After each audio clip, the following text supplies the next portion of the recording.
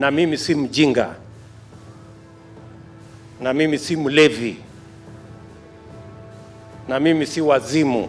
If you've been following Kenyan politics, you've probably noticed something interesting. President William Ruto loves reminding Kenyans that he is not mad, not a drunkard, and definitely not insane. I am not a madman. When I was told the cheapest plane was 70 million, I told my office, go book Kenya Airways. I mean, how many times have we heard these? It's become a bit of a meme online, but there's gotta be more to it, right? Why does a president feel the need to defend his sanity so often? Today, we are diving into the psychology, politics, and context behind Ruto's words. Let's set the scene. William Ruto became Kenya's president in 2022, promising to uplift the hustlers, ordinary Kenyans struggling to make ends meet. But his presidency hasn't exactly been smooth sailing. From sky-high taxes to youth-led protests in 2024 that shook the nation, Ruto's been under fire. These protests weren't just about taxes, they were about trust. Many Kenyans, especially young people, feel Ruto's government isn't listening. Now here's where it gets spicy. Amid all this, Ruto's been caught on camera multiple times saying things like, "I'm not a madman," or "I'm not foolish." Mimi si wazimu. I am the deputy president of Kenya and I'm not a madman. Na mimi si mlevi. Na mimi si mjinga. I know what I'm saying. Na mimi si wazimu. I know what I'm doing. Social media has been eating this up. Some call it hilarious. Others say it's a red flag. But why does he keep saying it? Reason number one, Ruto is fighting a PR war. Think about it. Being president means everyone's watching you, and not everyone is a fan. In Kenya, opposition leaders and even Ruto's former deputy president Rigathi Gachagua have thrown shade his way. Before his impeachment in 2024, Gachagua went as far as calling out Ruto's leadership style, hinting at chaos behind the scenes. Then you've got social media. Kenyans on X are savage. Some posts compare him to a drunk uncle at a family reunion, and that has got to sting the president. Na mimi si wazimu. I know what I'm doing. When Ruto says "I'm not mad," he's probably responding to these narratives. It's like he's saying, "Hey, I'm in control. I know what I'm doing." But here's the catch. Constantly defending your sanity can make people wonder if you are really actually okay. It's like when someone says, "I'm not lying." It raises eyebrows. Ruto is probably reacting to criticism and memes that paint him as unstable. Na mimi si mjinga. Na mimi si mlevi.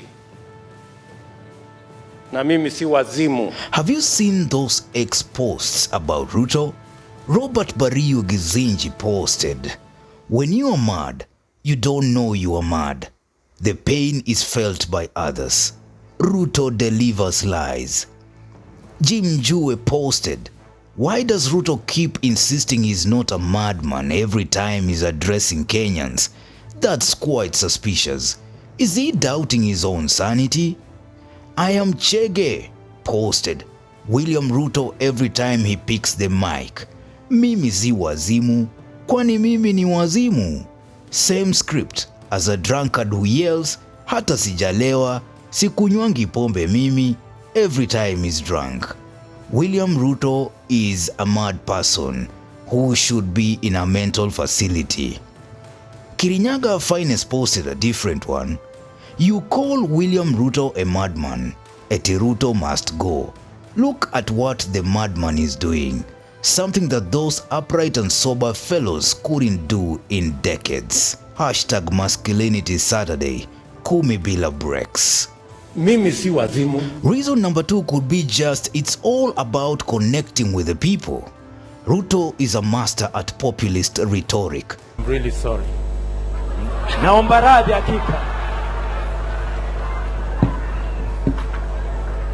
He calls himself a hustler, someone who gets the everyday Kenyan.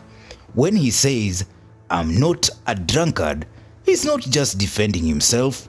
He's drawing a line between him and the elite politicians Kenyans often distrust.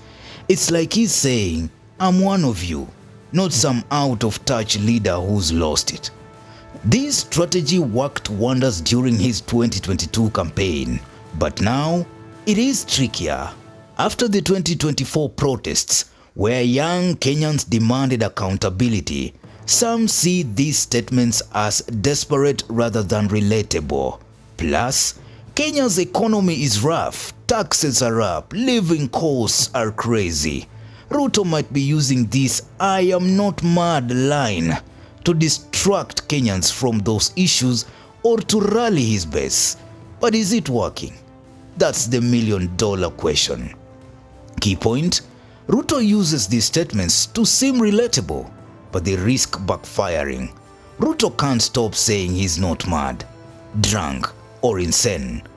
Then, he called Kenyans opposing his cow vaccination plan mad and stupid. Anybody opposing vaccination to eliminate FMD and PPR is simply mad and unreasonable and possibly stupid.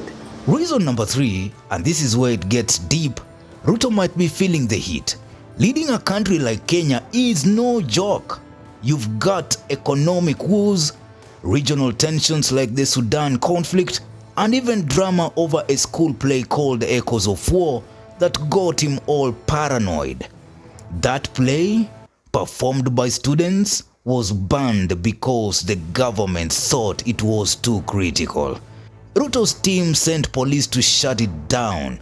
Talk about overreacting. When you're under that kind of pressure, maybe you start worrying people think you're losing it. By saying I'm not insane, Ruto could be trying to convince himself as much as the public. It is not uncommon for leaders to get defensive when trust is low. A key point, pressure might make Ruto overly defensive, amplifying his statements. Na mimi si mjinga. Na mimi si mlevi. Na mimi si wazimu. What do you think? Pressure or strategy? Let us know. So why does William Ruto keep reminding us he's not mad, drunk, or insane?